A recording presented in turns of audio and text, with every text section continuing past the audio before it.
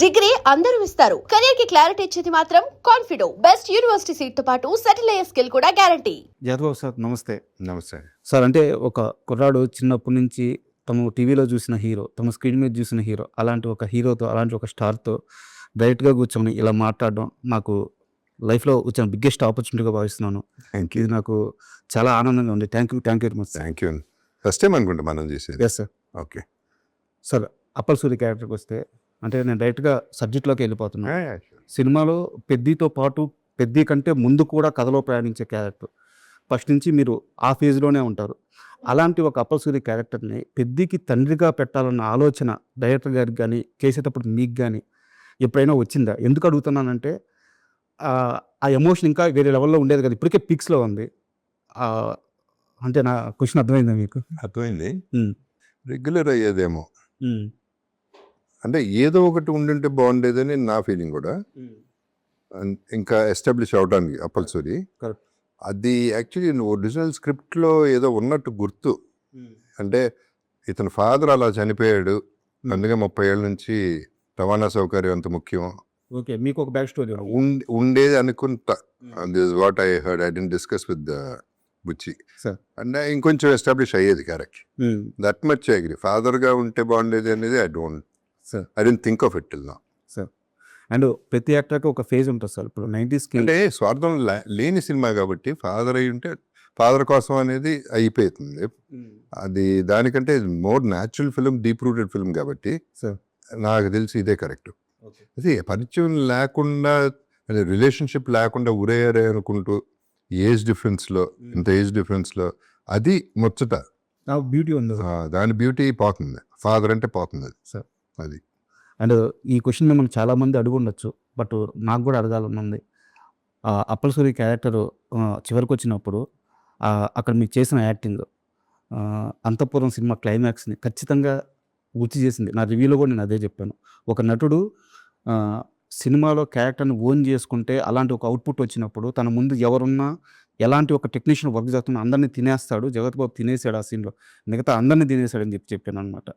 So ఆ క్యారెక్టర్లో అంత ఇన్వాల్వ్ అవ్వడానికి మీకు ఇచ్చిన ఆ ఇన్పుట్ ఏంది? మీకు వచ్చిన ఏం తీసుకున్నారు ఆ క్యారెక్టర్ నుంచి మీరు? What you ask me now ఎవరు అడగలా సార్. సో అందరూ అడుగుంటారని మీరు అనుకుంటున్నారు, కానీ ఆనెస్ట్గా నాకు వచ్చింది ఆ ఫీలింగ్. అంతఃపురం గుర్తొచ్చింది సార్. ఆ టాపిక్ కూడా వచ్చినట్టుంది.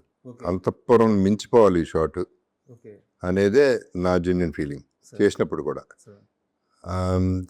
ఇది ఒక చిన్న అట్లా స్ట్రే అయింది థాట్. బట్ అప్పల్ సూరి అనేవాడు పండాల్సిందే. అప్పల్ సూరి ఎందుకంటే ఆ లాస్ట్ మాట, ఆ చూపు, ఆ బాధ, అవన్నీ కూడా has to drive the film. అక్కడి నుంచి సినిమా నడిపిస్తాయి. సో ఆ డ్రైవ్కి చాలా ఇంపార్టెంట్ అక్కడ. అంటే నిజంగా చచ్చిపోవాలి, నిజంగానే అది వెళ్తే కానీ, ఆ లూప్లోకి వెళ్తే కానీ అది పండదు. అది ఏమాత్రం పెసరట్టు ఇటు అయినా ఇబ్బంది. నెంబర్ 1. నెంబర్ 2, మీరు అడిగారు కాబట్టి చెప్తున్నాను. అది చేసేటప్పుడు నేను ఎంతో మారుతున్నా, పెద్దతో మారుతున్నా, కానీ నా మనసు, నా చూపు అంతా ట్రైన్ మీద ఉంది. అది వెళ్ళిపోతుంది ఆ ట్రైన్ క్యారెక్టర్లో ఉండడం. అది నా బాధ మధ్య మధ్యలో అదే చూపిస్తున్నా. అది వెళ్ళిపోతాడేంట్రా, ఆపడేంట్రా అనేదే నా feel. I'm very happy with this question because మంచి పాయింట్ ఇచ్చారు మీరు. మీ ఐడెంటిటీ అంటే మీరేం చెప్తారు?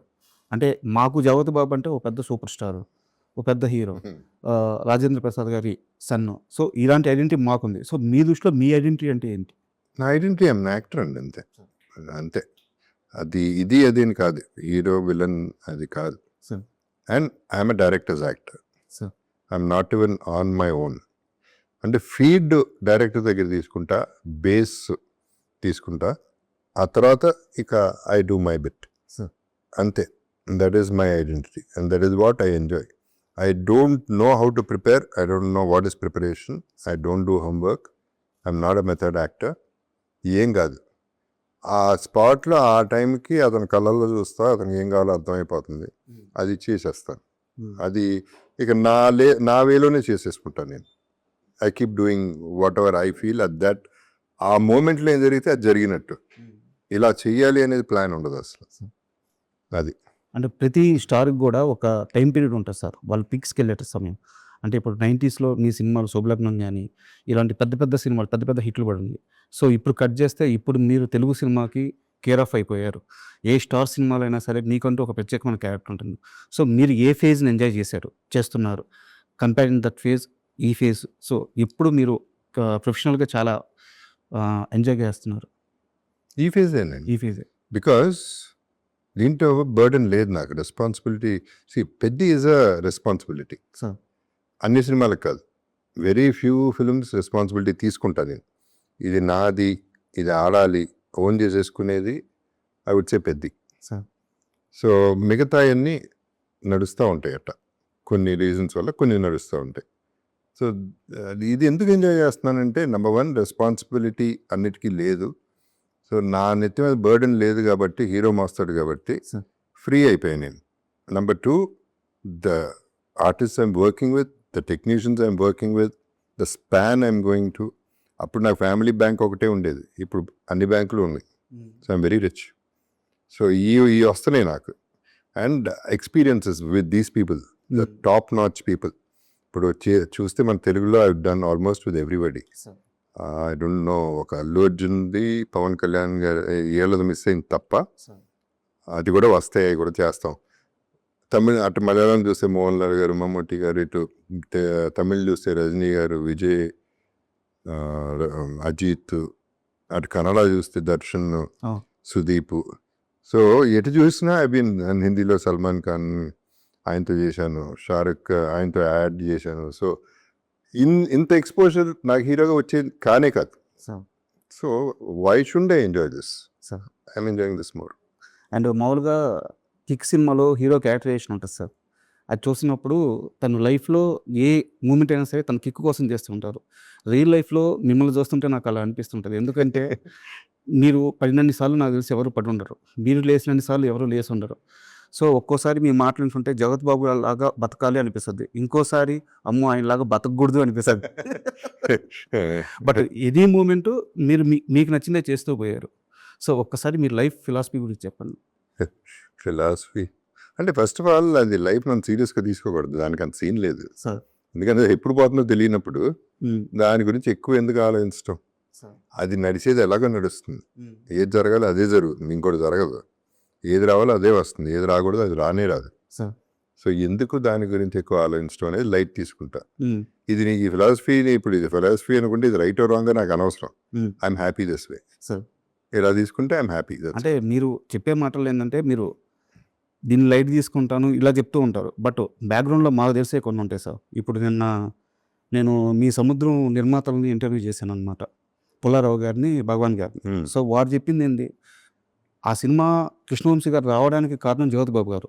సో, ఆయన మేనిఫెస్టేషన్ చేసి కృష్ణవంశీని ఒప్పించి ఇతనైతే కరెక్ట్ అని చెప్పేసి ఆ సినిమా కోసం ఎంత కష్టపడ్డాడో మాకు తెలిసింది వాళ్ళే చెప్పారు, ఇంటర్వ్యూలో చెప్పారు. సో, ఒక ఫేజ్‌లో చాలా సీరియస్‌గా ఉంటారు లైఫ్ మీద గానీ, కెరీర్ మీద గానీ. ఇంకో ఫేజ్‌లో ఆ డబ్బుకి వాల్యూ ఇవ్వకపోవడము, లేదా వస్తువుని వస్తువులాగే చూడడము. సో, ఇది చాలా మంది దగ్గర ఉండదు సార్ ఇది.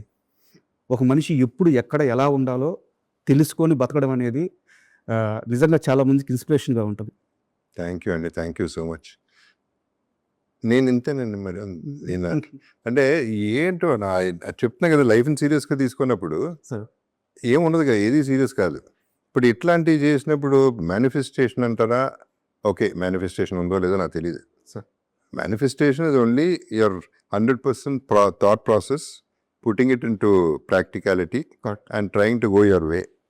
మనం స్ట్రైట్గా వెళ్తాను ట్రై చేస్తాం, ఆడు డిస్టర్బ్ చేస్తూ ఉంటాడు. ఎవరు రంబారావు రోజు మీదకి వచ్చినా తప్పుకోకుండా, అటు బార్ కనపడితే బార్కి వెళ్ళిపోకుండా టెంపుల్కి వెళ్తే మనకి పని జరుగుతుంది అనేది మన హోప్. కానీ మన ఒక్కళ్ళ వల్ల వరల్డ్ మారిపోయి మన కోసం చేయదు అనేది కొన్ని జరుగుతాయి. అట్లా అనుకుంటే చాలా మేనిఫెస్ట్ చేస్తూ ఉంటాం. ప్రతి ఒక్కడు మేనిఫెస్ట్ చేస్తూనే ఉంటాడు, పైకి రావాలని, స్టార్ అవ్వాలని, సూపర్ స్టార్ అవ్వాలని. అందరే అవ్వవు. అదే I believe in the way it is taking me. Life అలాగే తీసుకెళ్తుంది, ఇంకో రకంగా తీసుకెళ్తుంది. కాబట్టి ఎందుకు దాని గురించి ఆరాటపడటం అని.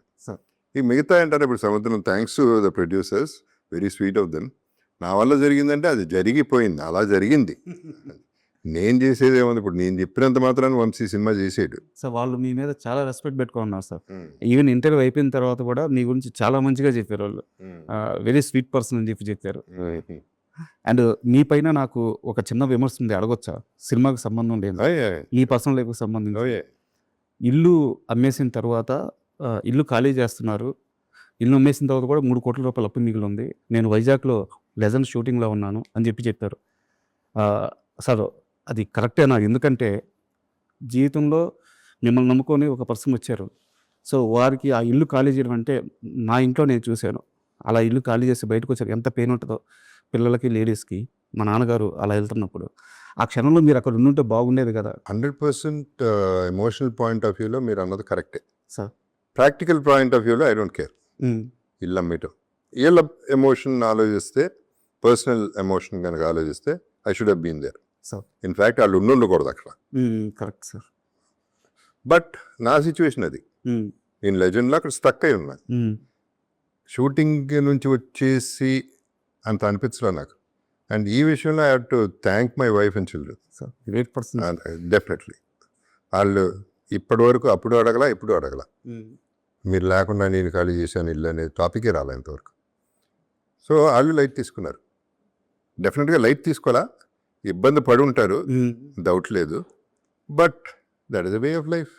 సో ఏం చేస్తాం, అది అయిపోయింది, ఇక నా చేతిలో లేదు అది అని చెప్పి ఉన్న సినిమా కూడా దాన్ని ఇబ్బంది పెట్టి ఇక్కడికి వచ్చి what is the point in doing it? అట్లా ఫ్యామిలీ సపోర్ట్ నాకు విపరీతంగా ఉంది కాబట్టి I'm living the way I'm living. So అది అది ఎక్కడ మా ఫాదర్ దగ్గర నుంచి తీసుకున్న, మా బ్రదర్స్ నుంచి, మా సిస్టర్ లాస్ నుంచి, మా వైఫ్ అండ్ మా ఫ్యామిలీ గురించి ఎవరు నన్ను ఇబ్బంది పెట్టలే, ఎప్పుడు నన్ను అడగల. అంతపురం అప్పుడు ఫర్ ఎగ్జాంపుల్ నేను చేసేటప్పుడు డబ్బింగ్ చెప్తున్నాను, క్రూషియల్ డబ్బింగ్ అయిపోవాల్సిందే, సెన్సారు ఏదో ఉంటుంది కదా టెన్షన్. ఒక పక్క మా చిన్నమ్మాయికి ఎమర్జెన్సీలో ఉంది, అంత టైంలో కూడా ఆవిడే చూసుకుంది, వైఫే చూసుకుంది. సార్ నేను ఎవ్రీ మినిట్ కాల్ చేస్తా ఉన్నా, వంశీ కూడా పాపం ఎవ్రీ మినిట్ కాల్ చేస్తూ ఉన్నాడు. వంశీ అక్కడే ఉన్నాడు నాతో, బట్ తను ఫోన్ చేసేది వేరే అస్ట్రాలజర్, ఏంటి పరిస్థితి, పాప పరిస్థితి ఏంటని. సో ఇంత టెన్షన్లో కూడా చేసాం. బట్ ఈ రెస్పాన్సిబిలిటీ వాళ్ళు తీసుకున్నారు. సార్ ఇది వాళ్ళకి నిజంగా నమస్కారం పెట్టాలి, నాకు కాదు ఇక్కడ. So I don't take credit. Sir నేను ఈ క్వశ్చన్ అడగడానికి కారణం కూడా, వారి గురించి మీరు ఎక్కడా చెప్పరు, ప్రస్తావించరు, బట్ వారు పడిన పెయిన్ కూడా చెప్పుకోగలను. It's a very nice one you ask, because humanity మీద వెళ్ళారు మీరు. Sir and wife and children గురించి ఆలోచించి మాట్లాడారు, చాలా మంచి విషయం. నేను మాట్లాడిన కాదు, ఆ ప్రస్తావన ఎప్పుడు రావట్లేదు, నెంబర్ 1. నెంబర్ 2, వాళ్ళు అసలు సినిమా ఇండస్ట్రీ కనెక్టెడ్ కాదు. అవును.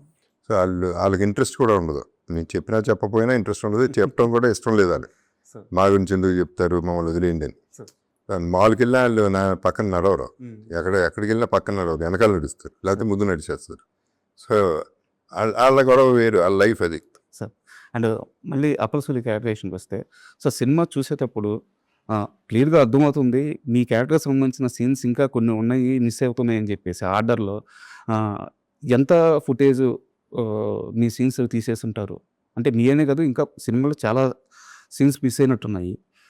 మీరు విజయవాడ ఈవెంట్లో చెప్పిన డైలాగ్ కూడా బ్యూటిఫుల్ డైలాగ్, అది సూపర్ ఎమోషన్ ఉంది. సో ఆ డైలాగ్ కూడా లేదు సినిమాలో, మళ్ళీ యాడ్ చేసే ఛాన్స్ ఉంటుందా? సినిమాలో యాడ్ చేసే ఛాన్స్ అయితే నాకు కనపట్ల, చేస్తే బాగుంటుంది నాకు ఉంది. ఎందుకంటే మోర్ దెన్ మీరు చెప్పినట్టు ఆ ఎమోషన్, ఆ డైలాగు, ఫర్ ఎగ్జాంపుల్ ఆ ఒక్క డైలాగు చాలా క్యారీ చేస్తుంది మెసేజ్.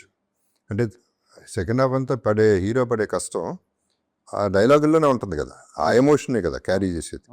అది ఉండుంటేనే బాగుండేదని నా ఫీలింగ్. అవి కాకుండా తనకి నాకు మధ్యలో ఉన్న బాండింగ్ సీన్స్, మంచి సీన్స్ ఉన్నాయి, అవి కూడా పడలా. సో ఇదొక్కటే నేను పర్సనల్గాను ఫీల్ అవుతున్నాను, అప్పలసూరిగా కూడా ఫీల్ అవుతున్నాను, 2 రకాలుగా ఫీల్ అవుతున్నాను. ఎందుకంటే అది కథ, అదే బుచ్చితో డిస్కషన్ మనం ఇందాక ఇంటర్వ్యూ చేస్తే అది లెంగ్త్ ఎక్కువైపోయింది సార్ అంటే చెప్పా, తప్పే అది. అది బాగుంటే ఎందుకు లింక్ అవుతుంది, బాగోపోతే లింక్ అవుతుంది. నువ్వు బోరు కొట్టిస్తుంటే లింక్ అవుతావు, అట్లా అనుకుంటే వేరే తీయచ్చు. నువ్వు 4 గంటల సినిమాలు చూస్తున్నారు, 5 గంటల సినిమాలు చూస్తున్నారు, నువ్వు బాగా తీస్తే అది అట్లాంటిది ఏమి ఉండదు అనేది నా ఫీలింగ్ కూడా. కాకపోతే దాన్ని అందే అది ఎట్టగా యూట్యూబ్లో ఇప్పుడు రిలీజ్ చేస్తామండి, ఆ సీన్ తిన్నాను, సరే అదన్నా చేయండి, లేకపోతే నాకు ఇవ్వండి, నేనన్నా ఇన్స్టాలో వేసుకుంటా, బికాజ్ అంత ప్రేమించా క్యారెక్టర్ని, Sir. సినిమాలో ఉన్న వాళ్ళందరినీ.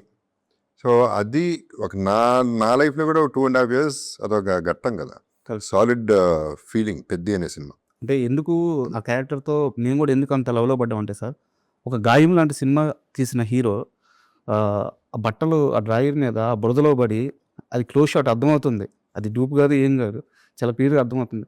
అలాంటి సీన్కి కూడా ఒప్పుకున్నాడంటే ఆ వ్యక్తి ఆ క్యారెక్టర్ని ఎంత బలంగా నమ్మి ఉండాలి, ఆ పెయిన్ని ఎంత సీరియస్గా తీసుకొని ఉండాలి, Correct. అర్థమవుతుంది. దానికి డిస్కషన్ జరిగింది రాజా, ఆనెస్ట్లీ. అవసరమా వచ్చి మరి బట్టలు వడదీసి అని అడిగా. తను పాపం ఈనేసి సార్ వద్దంటే చెప్పండి పర్లేదని. సో నేను ఆలోచించా, అంటే 2 reasons. వన్ థింగ్ ఇస్ నా బ్యాక్ వీక్, అది కనుక ఇరిగిందంటే ఇంకా అక్కడే ఉంటా, ఆ మట్టిలోనే పడుకుంటా. సో అదొక రీజను. రెండోది ఎక్కువ అవుతుందా అనేది అనుకున్నా, కానీ అది పండింది. ఇప్పుడు మీరు ఎత్తుతున్నారంటే ఆ టాపిక్, ఆ షాట్ వెరీ క్రూషియల్ అయిపోయింది, నాకు ఆయువు పట్టు అయిపోయింది ఆ షాట్. సో డెఫినెట్గా వర్కౌట్ అయిన షాట్. అండ్ ప్రతి ఒక్కరు కూడా రామ్ చరణ్ గారి కష్టం గురించి సినిమా రివ్యూ గురించి మాట్లాడుతున్నారు. అవును. బట్ నా క్వశ్చన్ ఏంటంటే, హీరో నాక కష్టం ఇంత తప్పదు, ఎలా చేయాలి. బట్ ఇలాంటి ఒక స్టార్డమ్ ఉన్న హీరో ఈ కథ చెప్పినప్పుడు దీనికి ఒప్పుకోవడం కదా గొప్పతనం. సో మన స్టార్ హీరోలు ఇలాంటి కథ చెప్పే సినిమాల్లో అది గ్యారంటీగా ఒప్పుకుంటా 100%. ఎందుకంటే అది మనసు ఒప్పదు, because it's serious thing and fans కూడా ఎట్లా రియాక్ట్ అవుతారో తెలియదు. అందుకనే ప్రీమియర్కి కొంచెం అటు ఇటు అయింది talk. One of the reasons అది. ఎందుకంటే వాళ్ళ హీరోని అటు చూడటం వాళ్ళకి ఇష్టం లేదు, కానీ అది ప్రాణం పెట్టిన సినిమా కాబట్టి చేయగలిగాడు, ఒప్పుకోగలిగాడు. అండ్ ఈ జనరేషన్స్తో బ్యూటీ ఏంటంటే రామ్ చరణ్ పట్టించుకోడటండి, ప్యాషన్, పిచ్చి ప్యాషన్తో చేస్తాడు. ఏదైతే అదైనా చేసేద్దాం, మనం పూర్తిగా నమ్మినప్పుడు 100% ఏమన్నా ధైర్యంగా వెళ్ళిపోతాం. నమ్మాడు, ధైర్యంగా వెళ్ళాడు. అని మీరు అన్నారు ఇందాక, కష్టం అందరూ పడతారు కరెక్టే, కానీ ఈ సినిమాలో రామ్ చరణ్ పడిన కష్టం చాలా ఎక్కువ కనిపిస్తుంది. అది చాలా అది బయటకు వచ్చేసింది ఎట్టగా. అది ఇష్టం లేని వాళ్ళు కూడా బాగా చెప్పాల్సిందే, వేరే చాయిస్ లేదు అక్కడ. ఎందుకంటే ఇట్స్ బాడీ అండ్ మైండ్ రెండింటితోనూ ప్లే చేయాలి, ఇట్స్ నాట్ ఈజీ. సో ఇక్కడ రామ్ చరణ్ అన్నారు కాబట్టి I would like to thank Chiranjeevi garu, because ఆయన ట్వీట్లో అన్ని పేర్లు పెట్టారు, okay, but my brother Jagapathi Babu అని పెట్టారు. Sir I'm very happy with that. And అంటే ఎలాగో ప్రస్తావన వచ్చింది కాబట్టి, మీరు ఒక తరంలో మీ స్టార్డమ్ అంతా చూసారు సార్ టీఎఫ్ఐలో ఉన్నప్పుడు. సో నెక్స్ట్ తరంలో ఇప్పుడు వచ్చినప్పుడు రామ్ చరణ్ గారు కానీ, ఎన్టీఆర్ గారు కానీ, మహేష్ బాబు గారు కానీ, బన్నీ కానీ, ప్రభాస్ కానీ, ఇలాంటి వాళ్ళందరి వరకు దగ్గర నుంచి చూస్తున్నారు, వాళ్ళతో కలిసి పనిచేశారు. సో టీఎఫ్ఐకి వీళ్ళు నెక్స్ట్ జనరేషన్ టీఎఫ్ఐని ఎక్కడ తీసుకెళ్తారు అంటే, వీళ్ళ క్రేజ్ ఏ రేంజ్కి వెళ్ళద్ది. ఒక చిరంజీవి గారు, ఒక బాలకృష్ణ గారు ఆ స్టార్డమ్ని ఇప్పుడు వీళ్ళు ప్యాన్ లెవెల్కి వెళ్ళిపోయారు. వీళ్ళ కష్టం చూస్తున్నప్పుడు కానీ మన హీరోల గురించి ఏం చెప్తారు? వీళ్ళు ఎక్కడికైనా తీసుకెళ్ళగలరు సార్. వీళ్ళందరూ మీరు చెప్పిన పేర్లన్నీ ఆ టాప్ ఇంకా ఉన్నారు. వీళ్ళందరూ కూడా డెఫినెట్గా they make us feel proud sir, doubt లేదు. నెంబర్ 1 అంటే ఏదైనా చేసేయగలరు అనేది ప్రూవ్ చేశారు. ఎవరికాళ్ళే వాళ్ళ ఛాన్స్ దొరికినప్పుడల్లా ప్రూవ్ చేశారు, చేస్తూనే ఉంటారు. అది కాకుండా మీరు గుర్తించాల్సింది, ఇప్పుడు ఈ సినిమాలో అప్పల సూర్య అనే క్యారెక్టర్ ఎంత పండుతుందని తెలిసినా ఓకే చేసి ఒప్పుకునే హీరోలు కూడా తక్కువ. అలాగే తారక్ని తీసుకుంటే అరవింద్ సమేత అప్పుడు స్టేజ్ మీద చెప్పాడు, బసిరెడ్డి ఫస్ట్ గుర్తుంటాడు, తర్వాత నేను గుర్తుంటానని. అది huge statement from a huge star. అది ఎవడో చెప్పడు, అంత ధైర్యంగా స్టేజ్ మీద ఎవడో మాట్లాడ్డా. ఎందుకంటే అది యాక్సెప్ట్ చేయటం అనేది చాలా కష్టం ఒక హీరో. నేను కదా హీరో, నేను కదా సూపర్ అనేది ఉన్నప్పుడు. సో అట్లాంటి మనసు మహేష్ బాబు ఉన్నాడు. మేబీ స్టేట్మెంట్ ఎప్పుడు ఇవ్వలేదు, కానీ శ్రీమంతుడు అన్నారు తినేశారు కదండి అన్నాడు. ఒక్క డైలాగ్ చాలు, వాళ్ళ దగ్గర నుంచి ఒక్క కాంప్లిమెంట్ చాలు. బికాజ్ ఆ కాంప్లిమెంట్ రావడానికి చాలా కష్టం. బట్ ఈ హీరోలు ఎవ్వరికి ఆ ఫీలింగ్ లేదు. ఏముంది, నాది నాకుంది, సినిమా బాగుండాలి అంతే. సో ఇన్సెక్యూరిటీ లేదు. That's a good thing. Balayya Babu garu అట్లా లెజెండ్లో. సో అట్లా ప్రతి ఒక్కళ్ళు కాంప్లిమెంట్ ఇచ్చిన వాళ్ళే. బుచ్చి గారి దగ్గర నుంచి ఒక 2 క్వశ్చన్స్ వారి గురించి. అంటే మీ జర్నీ చూస్తుంటే పక్క మనిషితో మనం బాగుంటే పక్క మనిషే సమాజం, ఆ మంచి మనకు తిరిగి వస్తుందని చెప్పడానికి ఇప్పుడు ఎప్పుడో హనుమాన్ జంక్షన్ చేసేటప్పుడు సుకుమార్ అనే ఒక చిన్న అసిస్టెంట్ డైరెక్టర్తో మీరు చాలా మంచిగా ఉన్నారు. సో ఈరోజు ఆయన తిరిగి వచ్చి మీకు అద్భుతమైన రోల్స్ ఇస్తున్నారు. ఆ రోజు మంచిగా ఉన్నారని ఇవ్వట్లేదు, బట్ ఆ మంచి తిరిగి వస్తుంది. ఈవెన్ బుచ్చి గారు కూడా. సో మీరు బుచ్చి గారిని ఫస్ట్ టైం చూసిన ఆ మూమెంట్ ఏంటి? ఇంత అమాయకంగా ఉన్నాడో, బట్ ఏదో ఒక ఎక్స్ప్రెషన్ మీకు వచ్చి ఉంటుంది కదా, ఆ ఎక్స్ప్రెషన్ ఏంటి?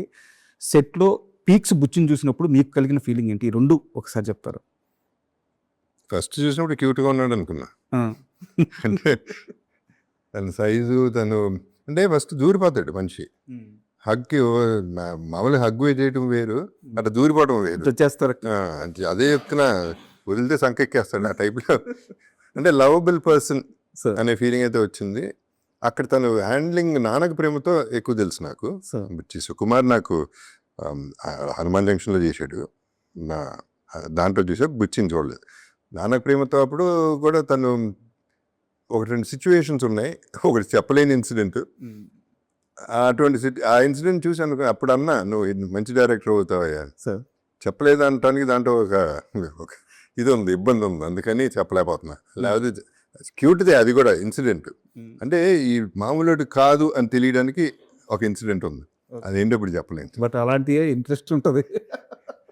అంటే ఇది కరెక్ట్ కాదు కానీ, సో అదే ఇప్పుడు నాకు సుకుమార్ పేరెత్తారు కాబట్టి ఏ మాటగా వాడు హనుమాన్ జంక్షన్ చేసినంత మాత్రం సుకుమార్ నాకు సినిమా ఇస్తాడని నేను ఎక్స్పెక్ట్ చేయను. వాళ్ళు ఎవరు a good director, fantastic director నుంచి సినిమా వచ్చేస్తుంది నన్ను చూసి ఇచ్చేస్తారు నేను అనుకోను.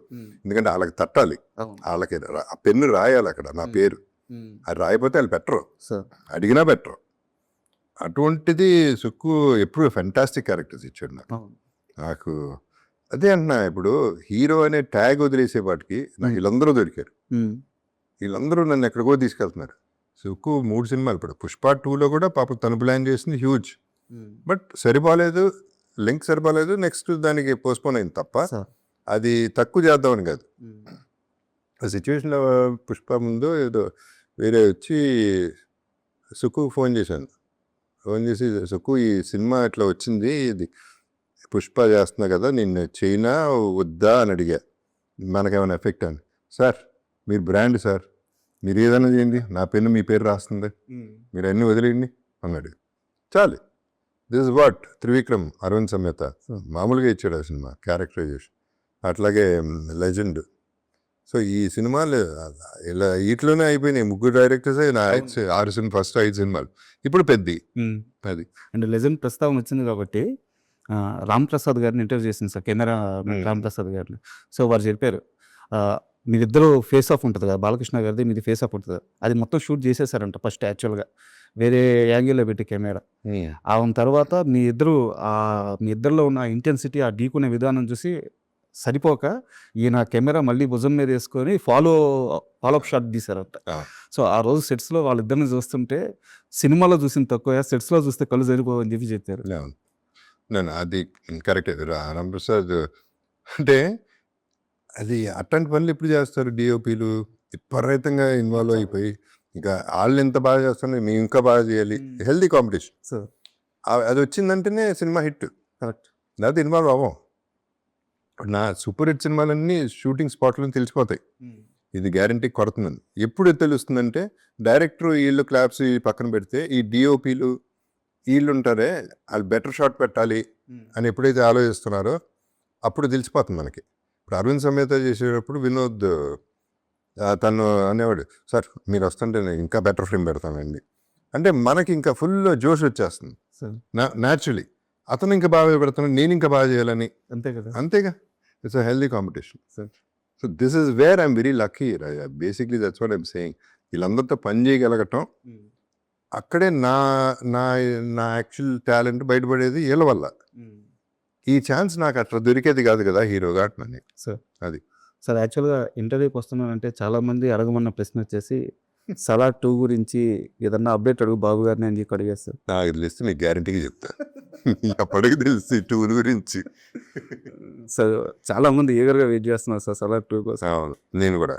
Sir and thank you very much. ఎందుకంటే ఒక అప్పల్ సూర్య అనే క్యారెక్టర్ని సినిమా చూసిన తర్వాత కూడా ఒక ఇన్స్పిరేషన్గా ఇంటికి తీసుకెళ్ళగలుగుతున్నాం మేము. సో ఇలాంటి మంచి క్యారెక్టర్స్ మీరు చేస్తూనే ఉండాలి. టీఎఫ్ఐలో మీ స్థానం ఎప్పటికీ ఒక ముద్రలో పడిపోయింది. సో దీన్ని ప్లీజ్ కంటిన్యూ చేయండి. Thank you very much. Thank you very much అండి. And for more videos, Please subscribe to iDream. Please subscribe to iDream. Please subscribe iDream. And please subscribe to iDream.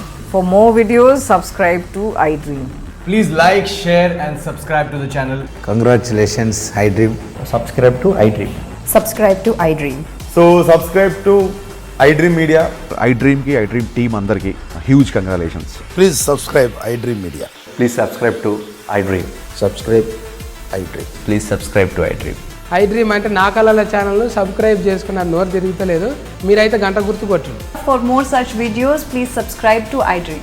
Subscribe to iDream. Please subscribe to iDream. Please subscribe iDream Media. Please do subscribe to iDream. Please subscribe to iDream Media. For best entertainment and information, please subscribe iDream. And don't forget to subscribe to iDream.